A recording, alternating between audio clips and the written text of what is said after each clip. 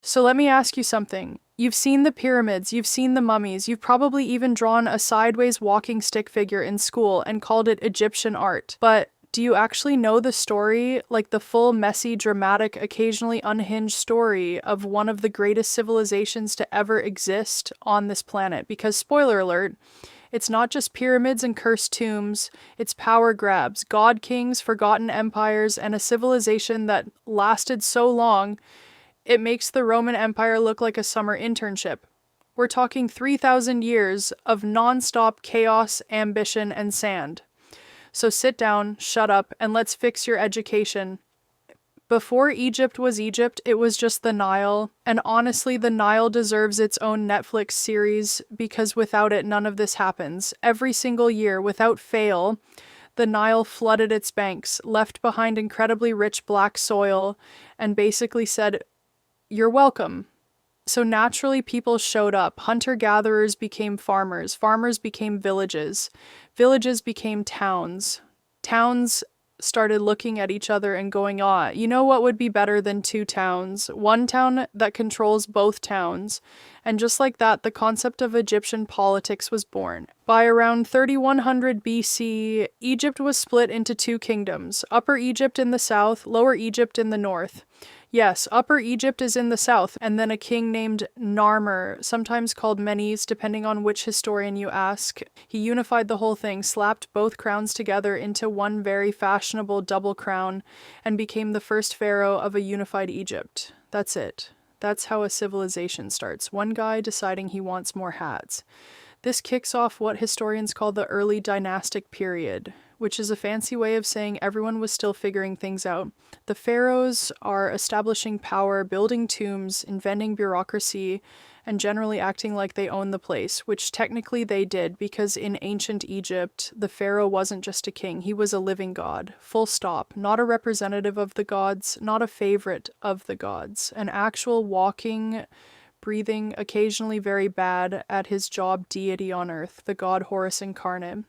And when he died, he became Osiris. This is important because it meant that questioning the pharaoh wasn't just treason, it was theologically incorrect. Genius system, honestly. Then we enter the Old Kingdom, roughly 2686 to 2181 BC, and this is where things get absolutely iconic. The Old Kingdom is pyramid season. The Egyptians, fueled by an unshakable belief in the afterlife and a workforce of tens of thousands, decided that the best way to honor their god kings was to build the most absurdly massive stone structures the world had ever seen. The step pyramid of Djoser comes first. An architect named Imhotep looks at a flat mastaba tomb and thinks, what if we just kept stacking? And they did. 6 layers of increasingly smaller platforms rising into the sky. Imhotep becomes so legendary that centuries later people literally worshipped him as a god. The man went from architect to deity. That is the greatest career glow-up in human history.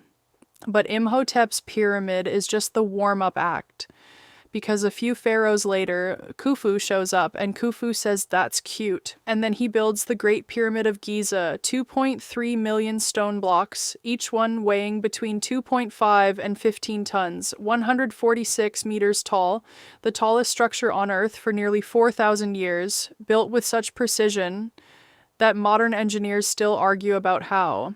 And the classic "it was aliens" theory, while entertaining, is genuinely insulting to the thousands of incredibly skilled Egyptian workers who ate well, received medical care, and were actually pretty fairly compensated by ancient standards. Sorry, aliens, not yours. The Old Kingdom peaks here and then does what all great things eventually do. It collapses. A combination of weak pharaohs, regional governors getting too powerful, climate change causing droughts, and a famine that the central government completely failed to manage sends Egypt into what historians call the First Intermediate Period, which is a polite way of saying it all fell apart. Regional warlords took over. The God King concept got awkward when the God King couldn't feed his people. Egypt fractured, and nobody was happy about it. But Egypt being Egypt, it pulled itself back together. Around 2055 BC, a pharaoh from Thebes named Mentuhotep II reunified the country and launched the Middle Kingdom. And the Middle Kingdom is actually fascinating because Egypt gets more human during this period. The afterlife, which used to be exclusive to pharaohs and the ultra-wealthy, suddenly becomes available to regular people. You too can now have a proper burial. You too can navigate the underworld with the right spells. Democratizing death. Very progressive. Literature flourishes. Trade expands. Egypt pushes into Nubia for gold. Things are genuinely good for a while, and then the Hyksos show up and ruin everything. The Hyksos were a group of people from the Near East who migrated into northern Egypt, and because Egypt had grown comfortable and perhaps a little overconfident, they brought something the Egyptians had never really faced before. Bronze weapons, horse-drawn chariots, composite bows. Egypt, fighting with older technology, got completely outclassed, and the Hyksos took over Lower Egypt and established their own dynasty. This sends Egypt into the Second Intermediate Period, which is basically the first time Egypt ever looked at a foreign enemy and thought, oh no. But here's the thing about Egypt getting humiliated. It never takes the lessons sitting down. Sound familiar? A Theban prince named Amosi I decides enough is enough. He raises an army, adopts the very weapons the Hyksos used against Egypt, and proceeds to throw them out completely. The Hyksos are expelled, Egypt is reunified, and Ahmose I launches the New Kingdom, arguably the greatest period in all of Egyptian history. The New Kingdom runs roughly from 1550 to 1070 BC, and it is absolutely stacked with legendary figures. First, there is Hatshepsut, one of the most successful pharaohs to ever rule, who also happened to be a woman in a role society insisted was male only. Her solution? She simply started wearing the traditional pharaoh beard and male regalia, and ruled for over 20 years, expanding trade, commissioning enormous building projects, and generally being extraordinary at the job. After her death, her successor, Thutmose III, attempted to erase her from history, chiseling her name off monuments. It didn't work. We know exactly who she was. History has a long memory. Then Thutmose III himself, once free to rule alone, becomes Egypt's greatest military pharaoh. He launches 17 military campaigns. He expands Egypt to its largest territorial extent ever, stretching from modern Sudan all the way into Syria. He was basically the ancient world's most overachieving overachiever. Historians sometimes call him the Napoleon of Egypt, which is honestly a little unfair to Thutmose because Napoleon lost. Then Amenhotep IV shows up and decides the entire Egyptian religious system is wrong. He bans the worship of all gods except Aten, the sun disk. He changes his name to Akhenaten. He moves the capital city. He basically tells 3,000 years of tradition to take a long walk into the desert.